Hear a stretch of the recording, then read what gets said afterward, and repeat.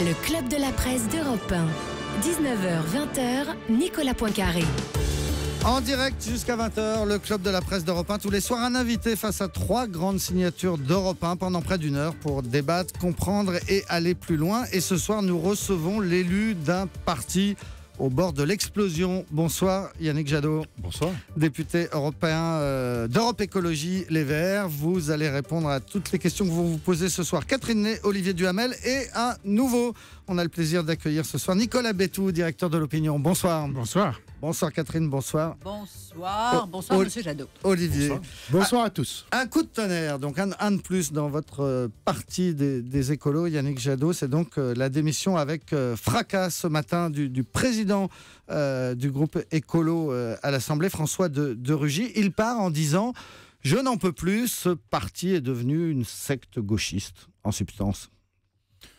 Écoutez, je ne crois pas que quand les écologistes se battent pour l'agriculture de proximité, quand ils se battent pour la rénovation thermique du bâtiment, il y avait une chronique juste avant sur la question du bâtiment, quand ils se battent pour l'Europe, ce sont des gauchistes.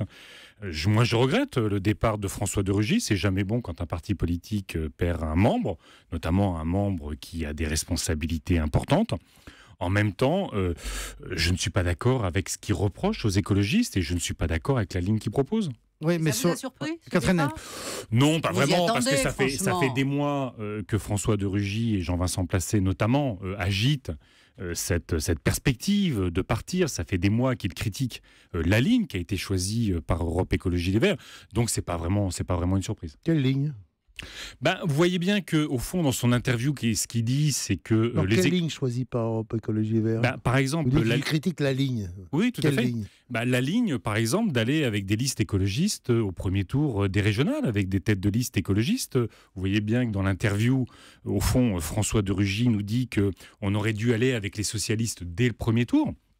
Je pense que dans un scrutin qui est éminemment important pour les écologistes, je veux dire sur les territoires, les régions, c'est là vraiment où on veut se battre et où on se bat déjà pour la transition. Ça, c'est pas une ligne politique. Si. Ça, c'est une tactique électorale.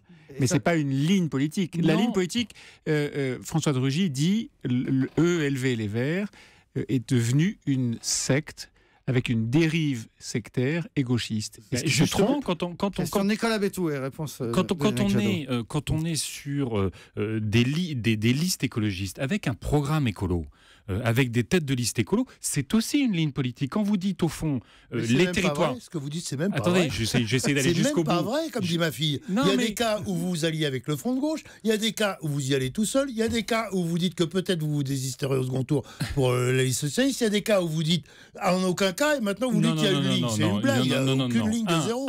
Il n'y a même pas une ligne électorale. Nicolas Bétou a raison, mais c'est même pas ça, c'est pire. Non, on a à chaque fois, dans chaque région, on a un programme écolo. C'est pas rien, c'est de considérer qu'au fond, l'écologie a un logiciel spécifique et l'écologie n'a pas à se dissoudre ni dans le Parti socialiste, ni dans le Front de gauche. Donc c'est aussi une ligne qui rappelle l'autonomie du projet écologiste. Vous parlez des alliances, mais ces rassemblements, au fond, ils se font dans des régions spécifiques, dans des contextes politiques spécifiques, avec des aventures humaines spécifiques. Mais à chaque fois, ce sont des têtes de liste écolos, et que ces rassemblements, effectivement, peuvent être différents de l'Île-de-France à Rhône-Alpes. Mais au fond, ils veulent raconter une histoire de l'écologie. Ce qui vous plaît, c'est qu'ils soient des têtes de liste écolos. C'est-à-dire qu'ils prennent le risque, en Nord-Pas-de-Calais, Picardie, de faire élire l'extrême droite, ou en PACA, de faire élire l'extrême droite, pourvu que ce soit une tête de liste écolo, ça vous est égal. Oui, mais non, mais attendez. Donc vous affirmez, donc vous affirmez qu'il y a des contextes régionaux qui sont spécifiques. Donc à contextes régionaux spécifiques, réponse politique spécifique. Moi, je crois qu'aujourd'hui, il y a un électeur sur 2 qui potentiellement ne va pas se rendre aux urnes pour les régionales. Il y a aujourd'hui la stratégie de la ligne Maginot. Vis-à-vis du Front National, à mon avis, est un échec. À chaque fois, le Front National continue à progresser et à chaque fois, on réduit l'offre politique sous une bannière « Nous ne sommes pas le Front National, nous sommes contre le Front National ». Je pense que si on veut faire revenir les électeurs dans les urnes, si on veut redonner le goût de la politique, il faut que les partis politiques aillent présenter des solutions d'espoir. disent comment on résout les problèmes des Français, leurs défis quotidiens, comme la réponse à leurs aspirations. Et ce qui se passe dans votre parti redonne le goût de la politique aux citoyens? Ces joutes médiatiques nationales, certainement pas. Alors? Certainement pas. Mais ça, vous avez commencé, votre première réponse a été de dire que ça n'est pas très étonnant que François de Rugy démissionne aujourd'hui. J'ai dit je ne suis pas surpris. Vous n'êtes pas surpris.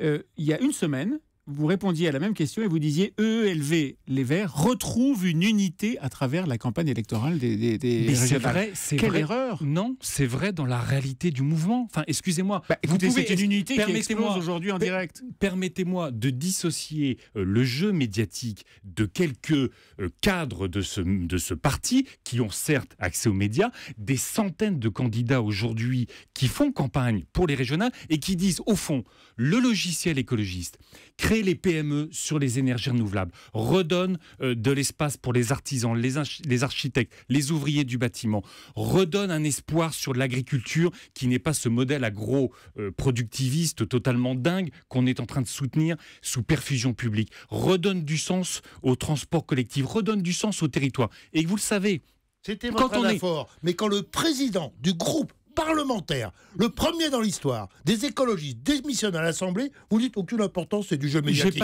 Vous rigolez. J'ai pas dit que ça n'a aucune importance. Je dis que je ne suis pas surpris. Je dis que ça dit un état de notre mouvement qui a du mal à débattre, comme tous les partis politiques, qui, au fond, se replient un peu aujourd'hui sur un certain nombre de thèmes identitaires ou, au fond, de certaines logiques politiques. Je dis que c'est pas une bonne nouvelle que François de Rugy, j'ai commencé par ça, quitte ce mouvement. Je dis qu'en même temps, aujourd'hui, on a deux priorités absolues. La priorité absolue, la conférence sur le climat, réussir les régionales, et pour montrer justement que lutter contre le dérèglement climatique, par exemple, c'est redonner, c'est combattre la régression démocratique sur nos territoires. C'est ça que je dis, et voilà, c'est la réalité. François quitte le mouvement, François veut être candidat à la primaire, François voudrait que les écologistes soient derrière les socialistes au régional, soit derrière Valls au gouvernement, et soit derrière Hollande à la présidentielle. Ça ne sert plus à rien d'avoir un parti écologiste.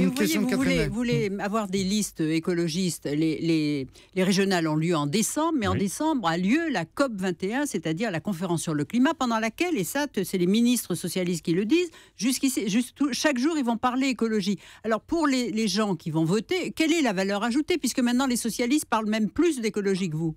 Je ne crois pas que les socialistes parlent plus d'écologie que nous. Faut pas exagérer. On a fait toutes nos journées d'été dessus. Regardez le programme des écologistes. Qu'est-ce qu'il en ressort? C'est François de Rugy s'en va. D'accord, mais enfin, voilà. quand vous avez Montebourg qui fait son truc, vous dites pas les socialistes arrêtent de parler du social ou de l'écologie. Non. Aujourd'hui, quand vous voyez ce que pourrait être encore une fois, la reconquête économique, sociale, à travers toutes ces PME qu'on défend sur les énergies renouvelables. C'est autre chose que de construire en permanence l'obsession nucléaire de ce pays, de renfermer un peu plus EDF à travers le rachat d'une partie des activités d'Areva, se battre sur des moyens beaucoup plus importants sur la rénovation thermique du bâtiment, c'est la facture des ménages, se battre sur l'agriculture de proximité. Vous voyez la folie dans laquelle on est. La transition énergétique de Ségolène Royal, il répond en partie. Permettez-nous de considérer que les moyens que nous voulons mettre au service des économies d'énergie, de l'efficacité des renouvelables, est à une ampleur totalement différente de ce que veulent faire les socialistes. Et puis, de toute façon, nous, notre idée, il n'est pas de tuer l'union possible de la gauche et des écologistes au second tour. Toutes nos régions, Olivier Duhamel, toutes nos régions s'inscrivent dans une dynamique pour battre la droite et l'extrême droite au second tour. C'est ce qui s'est passé en 2010. Il y a eu 20 régions gagnées. Est-ce qu'on peut imaginer que les écologistes ont un logiciel politique différent qui doit à un moment rencontrer les électeurs, sinon il n'y a plus de politique. On continue à parler écologie et politique avec Yannick Jadot, juste après une première pause. À tout de suite. Suivez le Club de la Presse d'Europe 1 en vidéo sur europe1.fr.